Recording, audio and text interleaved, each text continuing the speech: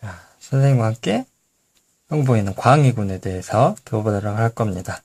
광해군의 아버지는요, 선조. 선생님이 디딤 영상으로 제작했던 그 선조가 광해군의 아버지고요. 광해군의 원래 이름은 이혼이라는 이름입니다. 선조하면 이 시대가 어떤 시대였어요? 우리가 책에서 배웠던 임진왜란의 시대였었죠. 임진왜란 시대 때 선조는 어떻게 했어요? 선조는 이제 도망갔죠? 선조는 도망갔는데 그 아들 광해군은 이제 그때 있는 의병들 그리고 백성들 이제 위로해줬어요. 당연히 그 시대 사람들은 이제 임진왜란이 끝나고 나서 도망간 선조에 대한 믿음은 줄어들고 광해군에 대한 믿음이 높아져서 광해군의 인기가 높아졌습니다. 그렇다면 광해군 시대에 어떤 일이 있었는지 한번 보도록 합시다. 광해군은요, 양전사업이라는 걸 했어요. 그때 뭐냐면, 양전사업은 쉽게 얘기하면,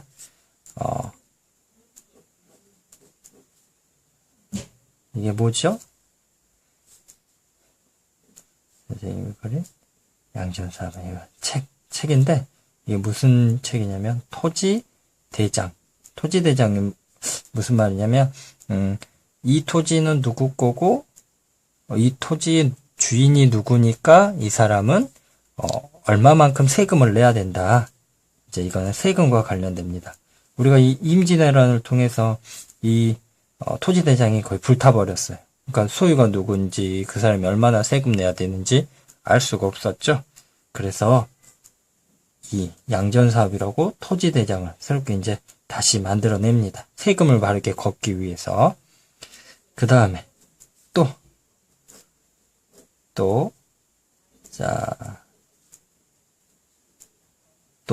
책 한 권을 만들어냅니다. 여러분이 잘 알고 있는 허준의 동의보감 있죠? 이 동의보감이 광해군 시대 때 완성이 되게 됩니다. 이 동의보감으로 많은 백성들이 큰 돈을 들이지 않고 주위에서 나는 풀, 나무, 어떤 약초 등으로 병을 치료할 수 있게 됐었죠. 그리고 우리 책에도 나온 별 100만 개 어떤 일을 했었죠? 대동법 이거를 실시했었죠. 예전에는 대동법 기억나나 볼까요? 자, 예전에는 이게 뭐예요? 사과로 그렸는데 사과. 근데 쌀 이게 뭐였죠? 그렇죠. 예전에는 이 특산물로 세금을 내라고 했어요. 근데 이 특산물로 세금을 내라는 거에 많은 피해가 있었죠. 특산물이 없을 때도 있고요. 특산물이 없을 때 이거를 대신 내주는 사람들이 막 5배, 10배의 이익을 취하고 그거를 대신 납부해줬죠. 그러니까 힘이 없는 백성들은 더 힘들어졌죠. 그래서 대신 쌀로 납부하게 하는 이 대동법을 이제 실행을 하게 됩니다. 그리고 광해군 시대 때, 자, 볼까요? 이제 광해군 시대 때 보면 명나라가 이 당시에 있고요. 이제 여진이 세운 금나라 후금이 있습니다. 이 두 나라 사이에 조선이 껴있는 상황이 됩니다. 임진왜란이 일어났을 때 임진왜란 때 명나라가 도와줬죠. 그래서 당시 조선은 이제 명나라에 대한 어떤 신의 때문에 타이를 잘 지내고 있었어. 그런데 그 당시에 명나라는 이제 지는 태양, 여진은 후금은 뜨는 태양. 이제 후금이 힘이 강해진 상태였어요. 이때 후금이 조선에게 외교를 하자고 합니다. 이제 명나라 후금 다 조선이 가운데 있기 때문에 서로 도움을 요청을 해요. 이때 조선은, 여러분 이거 뭐예요? 시소죠, 시소. 명나라에도 후금에게도 어느 한쪽에 치우치지 않은 중립 외교를 시행합니다. 그게 바로 광해군 때 일어났죠. 명나라에게만 친하고 지내려고 보니까 후금이 강하고, 후금이랑 또 친하게만 지내려고 보니까 또 우리를 도와준다라고.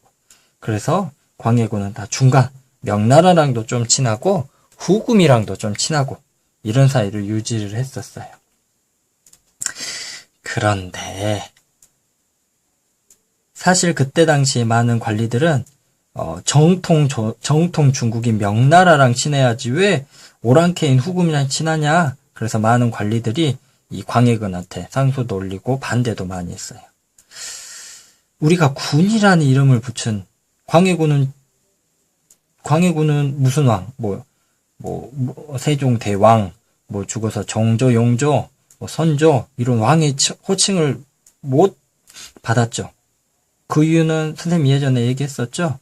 왕이 자리에 있을 때 쫓겨난 거라고. 그 이유 중에 하나가 이 중립외교였습니다. 지금 생각하면 외교를 너무 잘했는데 그때 당시에 많은 이제 양반들은 오랑캐를 무시하고 정통 이 중국의 명나라를 중요시했기 때문에 이걸 좋게 보지 않았죠. 그리고 또 하나 왕이 쫓겨난 그런 사건이 있었습니다. 그 뭐냐면 기와집 있죠? 기와집에 어떤 여인을 이렇게 가둬버려요. 나가고 싶은데 못 나가게 가둬버립니다. 그리고 어떤 집 안에 불을 피워요, 불을.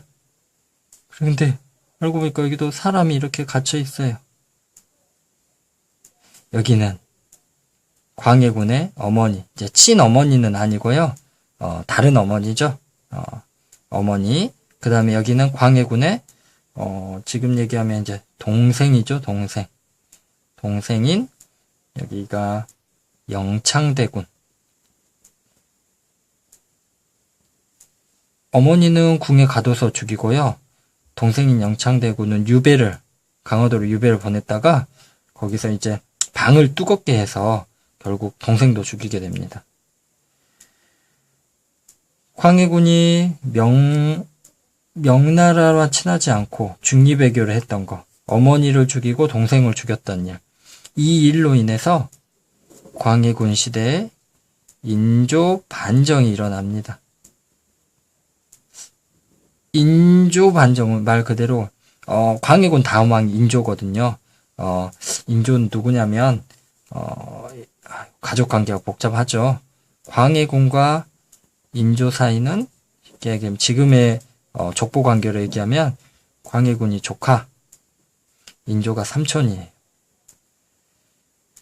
그 당시에 광해군은 자기의 친인척들 많이 죽였어요. 왕권을 지키기 위해서. 그래서 삼촌인 인조도 그걸 위협을 느꼈죠. 그리고 많은 관리들이, 양반들이 어머니와 동생을 죽인 광해군을도 미워했고, 그리고 명나라랑 친하지 않은 광해군을 더 미워했었죠. 이런 세 가지 이유로 광해군은 결국 어떻게 돼요? 결국 쫓겨나게 되고, 이 일로 인해서 광해군은 이제 유배 생활을 하게 됩니다. 결국 죽어서도 왕의 칭호를 받지 못하고 그대로 군의 칭호를 받게 됩니다. 지금까지 광해군에 대한 이야기였습니다.